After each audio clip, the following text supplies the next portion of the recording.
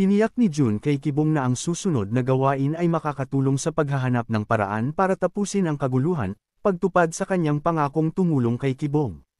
Sa simula, inakala ni Kibong na ang mga salita ni Jun ay walang laman na pangako lamang, ngunit iginiit ni Jun na nagsisikap siya ng husto para maabot ang kanilang layunin. Tinanong ni Kibong ang mga detalye ng kanyang susunod na gawain.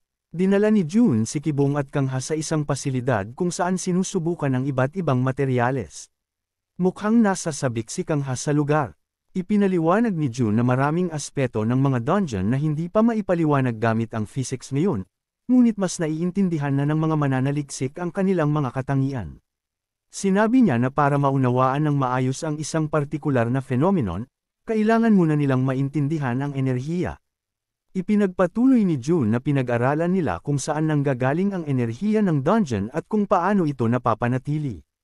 Sinabi niya na kung may makokontrol ng enerhiyang iyon, malamang makokontrol na rin nila ang dungeon at magkakaroon na sila ng maliit na solusyon. Tinanong ni Kibong kung ibig sabihin ba nito ay makokontrol na nila ang mga dungeon, ngunit sinabi ni Jun na hindi pa sila umabot sa puntong iyon.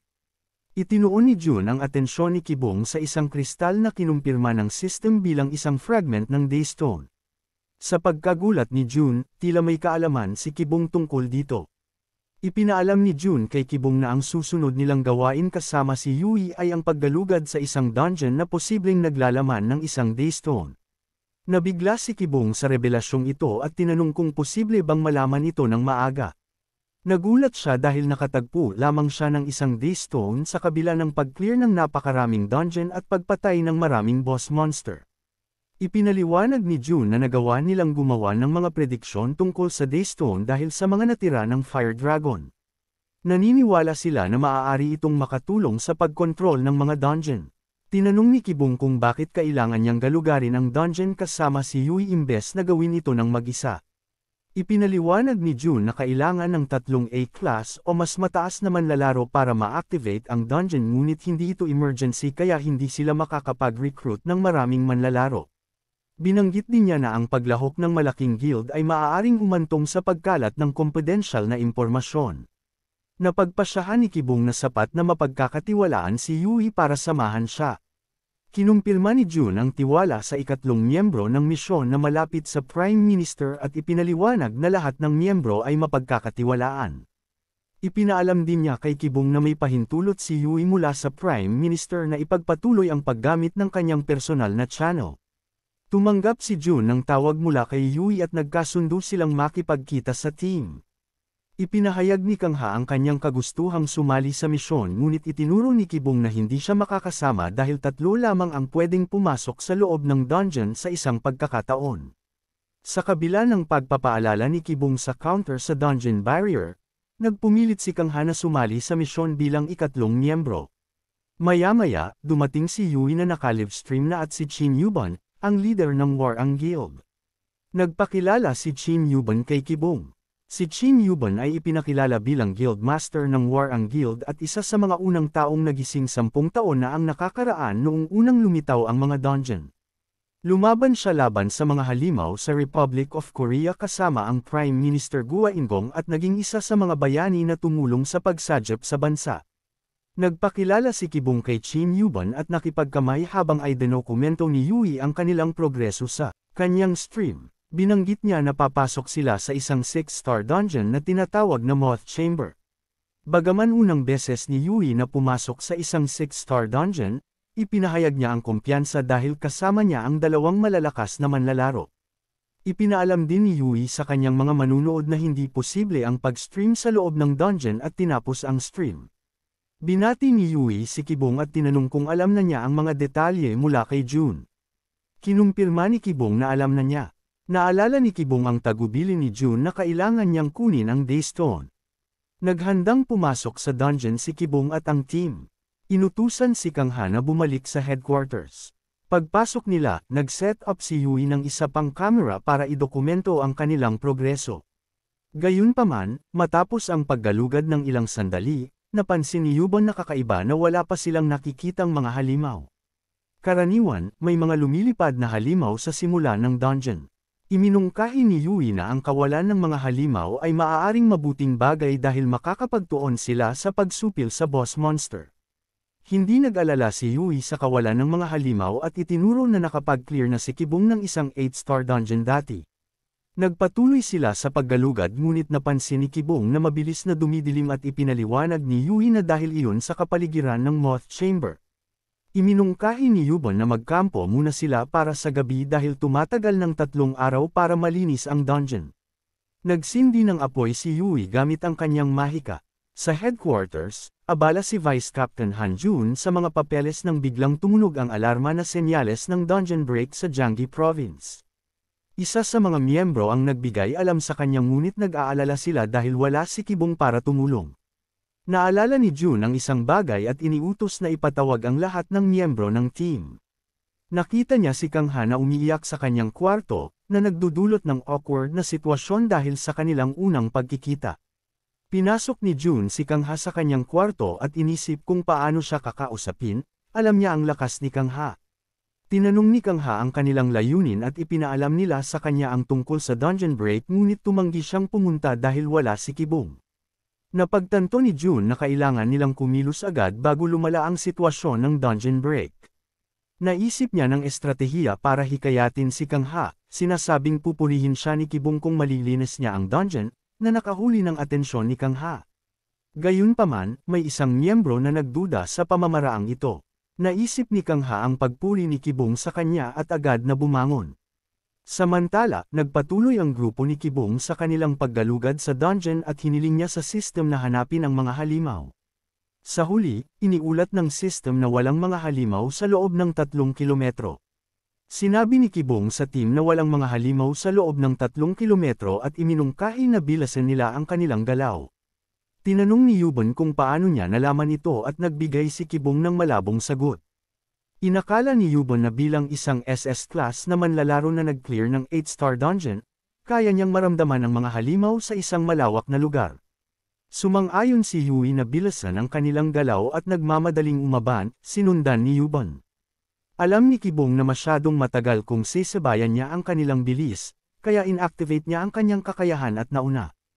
Tinanong ni Yubon kay Yui kung ito ba ay flight magic, ngunit itinanggi niya ito dahil hindi niya naramdaman ang anumang paggamit ng mahika, na nag-iwan kay Yubon na naguguluhan. Hiniling ni Kibong sa system na hanapin ang Daystone at diretso siyang pumunta sa lokasyon na itinuro nito. Gayunpaman, nang dumating siya, nakita niya ang bato ngunit biglang. Lumitaw ang 100 na halimaw at inatake siya habang sinusubukan niyang lumapit sa bato. Nakita ni Yui at Yubon ang pagsabog at nagmamadaling pumunta sa lugar. Mabilis na nakaisip si Yui ng plano para maabot ang tuktok gamit ang isang spell para itulak sila pataas pagkatapos gamitin ang Springy Shield. Pagdating nila, natuklasan nila na natalo na ni Kibong ang mga halimaw. Namangha si Yubon sa hindi kapani-paniwalang lakas ni Kibong, lalo na't natapos ang laban sa loob lamang ng 5 minuto.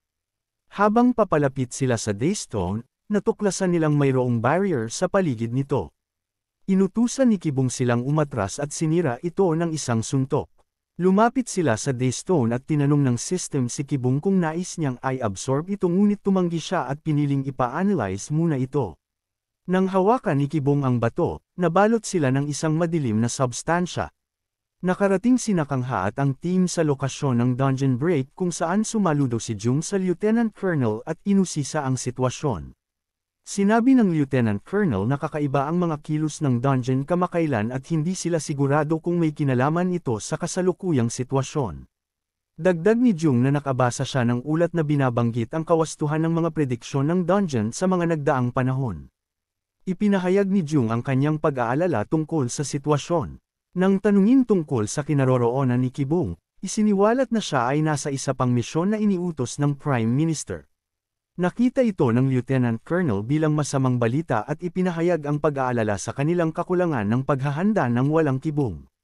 Nagmungkahi si Jung na may isa pang paraan para harapin ang sitwasyon at pagkatapos ng ilang konsiderasyon, binigyan siya ng pahintulot na ipagpatuloy ang kanyang plano. Alam ni Jun na kakaunti lamang ang mga tao sa bansa na maaaring pumalit kay Kim Kibong at sa mga ito, naniniwala siyang si Kang Ha ang pinakakapabol na personal niyang kilala. Samantala, natagpuan ni Yui ang sarili na nag-iisa at nalilito. Nagtataka tungkol sa kanyang kinaroroonan at ang posibilidad na nasa isang lugar na katulad ng Moth Chamber. Gayunpaman, mabilis niyang inalis ang ideyang iyon at napagpasyahang maaaring ang Daystone ang dahilan. Tumawag si Yui para kay Kibong at Yubon. Tinanong ni Kibong ang system tungkol sa kanilang lokasyon at ipinaalam sa kanya na sila ay nasa isang walang pangalang unranked na dungeon. Nagspekula ang system na dinala sila roon dahil sa Daystone ngunit hindi ito tiyak. Iminungkahi ng system na kung ia-absorb ni Kibong ang Daystone, maaari itong matukoy kung bakit sila dinala roon, ngunit tumanggi si Kibong. Inamin ni Kibong na hindi siya nagbigay ng pansin at napasok sa isang mahirap na sitwasyon. Iniisip niya ngayon na ang kanyang prioridad ay harapin ang kasalukuyang sitwasyon at lisanin ang lugar sa lalong madaling panahon. Nagpatuloy si Yui sa paggalaw at ay dinokumento ang lahat ng kanyang nakita. Gayunpaman, nag-alala siya sa kanyang kasalukuyang sitwasyon nang mapagtanto niya na naubos niya ang maraming mana ng mag-cast ng flame spell, na inaakalang walang mga halimaw sa paligid. Bilang resulta, nauubusan na siya ng mana. Napagtanto ni Yui na napapalibutan siya ng mga halimaw. Sa parehong paraan, natagpuan ni Yubon ang sarili na nakaharap sa mga lobo sa halip na mga inaasahang moth monster, na nagpakita sa kanya na may masamang nangyayari. Habang naghahanda sa pakikipaglaban, nakatagpo rin si Kibong ng mga kaparehong halimaw at nakita niyang kaakit-akit ang mga ito. Pinalamig ni Yui ang sarili at kinuha ang kanyang tungkod. Madaling natalo ni Kibong ang mga halimaw ngunit nag-aalala siya tungkol kina Yui at Yubon matapos makita na ang mga halimaw ay mahirap labanan. Hiniling niya sa system na hanapin ang kanilang lokasyon. At ipinakita sa kanya ng system ang mapa at ang kanilang lokasyon. Nagsimula ng lumaban si Yubon sa mga halimaw ngunit nahirapan siyang lumaban sa dilim. Gayunpaman, bilang isang bihasang manlalaro, nagawa niyang talunin ang lahat ng mga halimaw at nag-alala siya tungkol kay Yui na malaki na ang nagamit na mana. Agad na umusad si Yubon upang hanapin siya. Ginamit ni Yui ang kanyang shield upang depensahan ang sarili laban sa mga atake ng halimaw. Dahil sa kanyang limitadong mana, hindi siya makagamit ng anumang mapanirang mahika at kailangan niyang umasa lamang sa kanyang depensa. Kung may sapat siyang mana, maaaring nagamit niya ang parehong opensa at depensa ng magkasabay. Naisip ni Yui kung dapat ba siyang sumugal at gumamit ng kanyang attack magic habang inaasahan niyang darating sina Kibong o Yubon upang sagipin siya. Ngunit kung maubos ang kanyang mana bago sila dumating, natatakot siyang mapatay siya agad nang walang pagkakataon para dumpensa. Matapos magpas siyang sumugal at labanan ang mga halimaw, itinabi ni Yui ang kanyang shield at agad na inatake ng mga halimaw. Nagawa niyang patumbahin ang ilan sa kanila gamit ang kanyang attack magic ngunit lubos na nauubos ang kanyang mana. Patuloy siyang naglakad, umaasang ligtas sina Kibong at Yubon. Isang halimaw ang umatake sa kanya mula sa likod ngunit dumating si Yubon sa tamang panahon upang iligtas siya. Binigyan niya si Yui ng mana potion. Napansin ni Yui kung gaano kakaiba ang kuweba, napansin na ang mga mutated wolves na umatake sa kanila ay nagpapakita ng mga sintomas na karaniwang nakikita lamang sa mga halimaw na nahawaan ng moth, na hindi normal para sa isang moth chamber. Bukod pa rito, hindi rin tugma ang kuweba sa karaniwang layout para sa mga ganitong chamber. May narinig sina Yubon at Yui at agad silang umusad. Sinabi ni Yubon na dapat nilang talunin ang boss monster upang makabalik. Sumang-ayon si Yui at nakita ang isang liwanag sa malayo. Sa pagtingin sa liwanag, lumapit si Yui ngunit pinigilan siya ni Yubon na nagbigay senadorias na maging tahimik. Dahan-dahan nilang sumilip sa kanto at nagulat nang makakita ng mga humanoid monster. Unang pagkakataon na makaharap nina Yui at Yubon ang ganitong uri ng humanoid monster.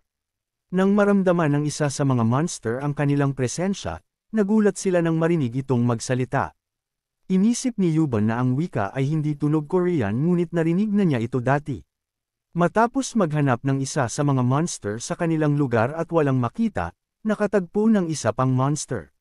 Mabilis na umatake ang mga kalaban kina Yui at Yubon, pero mabilis silang umiwas at naghanda para lumaban. Napansin ni Yubon ang mga marka ng operasyon sa halimaw at napagtanto niyang isa itong artificial na nilalang. Tinanong niya si Yui kung gaano pa karami ang natitira niyang mana, at sinabi nitong sapat pa ito para sa 4 o 5 spells. Sumugod si Yubon para umatake pero hindi niya mataga ang halimaw. Muling humanda ang halimaw na umatake kay Yubon ngunit napigilan ito ng spell ni Yui. Nagpasalamat si Yui at nabahala tungkol sa dalawa pang halimaw na malapit lang at mukhang naghihintay. Pakiramdam niya, kailangan nilang manalo ng mabilis at mahusay bago pa dumating ang mga iyon. Humingi ng buff si Yubon kay Yui gamit ang natitira niyang mana. Gumamit siya ng 3 buff sa kanya. Dahil dito, nakapag-atake ng tuloy-tuloy si Yubon. Nagulat siya nang makitang pula ang dugo ng halimaw, kakaiba sa mga nakalaban niya noon. Nagtaka siya kung tunay nga bang halimaw ang kalaban nila. Matapos matalo ang unang halimaw, sumabak sa labanan ang dalawa pa, pero nakailag si Yubon sa kanilang mga atake. Muling tinanong ni Yubon si Yui tungkol sa kanyang natitirang mana, ngunit nagamit na niya lahat para sa buff. 2 o 3 spells na lang ang kaya niya. Alam ni Yubon na kailangan nilang talunin agad ang 2 pang halimaw bago maubos ang buff, kaya sumugod ulit siya. Samantala, nabalitaan ni Kibong mula sa system na may labanan at tinatayang darating siya sa loob ng 30 minuto kung dadaan sa Kavok Dungeon. Subalit masyadong mahaba iyon kaya't naisip niyang sirain na lang ang mga pader para makarating agad. Patuloy na lumalaban sina Yubon at Yui, habang nagbibigay ng suporta si Yui gamit ang spells. Muling nagbigay ng babala ang system kay Kibong na nasa loob lang siya ng 1 minuto mula sa kanila. Nasugatan ni Yubon ang isa sa mga halimaw habang pinigilan ni Yui ang isa pang umatake sa likuran ni Yubon. Makalipas ang ilang sandali, nagsalita ang mga halimaw at inaming mas malakas sila kumpara sa mga tao na nakalaban nila dati. Ipinahayag nilang immortal being sila, tinatawag na Nuham-Ham, matapos silang ipasok ng kung ano sa kanilang mga katawan. Walang tao raw ang nakaligtas sa pakikipaglaban sa kanila. Nagsanib ang 2 halimaw at sinipsip ang katawan ng namatay nilang kasama, na nag-iwan kina Yubon at Yui sa alanganin. Hiningi ni Yubon kay Yui na i-buff siya ulit gamit ang natitira niyang mana. Alam nilang hindi nila matatalo ang pinagsamang halimaw sa kanilang kasalukuyang estado. Pumayag si Yui ngunit hinati na lang ang natitira niyang mana para sa 3 buffs, bawat isa ay 1/4 lang ng karaniwang bisa. Matapos matanggap ni Yubon ang buffs, sumugod siya para lumaban. Bigla na lang sumabog ang mga pader at dumating si Kibong na agad binasag ang halimaw. Nakahinga siya ng maluwag nang makitang ligtas sina Yui at Yubon. Tiningnan nila ang katawan ng halimaw at natuklasan ng system na may daystone energy sa loob nito. Ngunit bigo ang pag-scan dahil hawak ito ng isang hindi kilalang entidad. Tinangka ni Yubon na tapusin ang halimaw ngunit pinigilan siya ni Kibong at hiningi sa system na sipsipin ang enerhiya. Matapos sipsipin ang enerhiya, naglaho ang halimaw ngunit hindi ito sapat para mag-unlock ng bagong feature sa system. Inutusan ng system si Kibong na ibigay ang daystone na hawak niya, at napansin niyang mas mahusay na itong makipag-usap. May naramdaman ang system na dungeon boss at fragment ng maruming enerhiya sa likod ng isang pader. Nagtaka si Yui kung nasaan ang boss, habang patuloy na binabasag ni Kibong ang mga pader at sumusugod. Sinundan nila si Kibong at nakita ang boss monster na halos wala ng buhay. Sinabi ng system kay Kibong na wala ng kakayahan ang boss at tila humihiling na. Tapusin na ang buhay nito. Tinignan ni Kibong ang boss monster at laking gulat niya nang makaramdam ng galit, kalungkutan, takot, at pagsuko mula rito. Naisip niyang kakaiba para sa isang halimaw na humiling na patayin siya.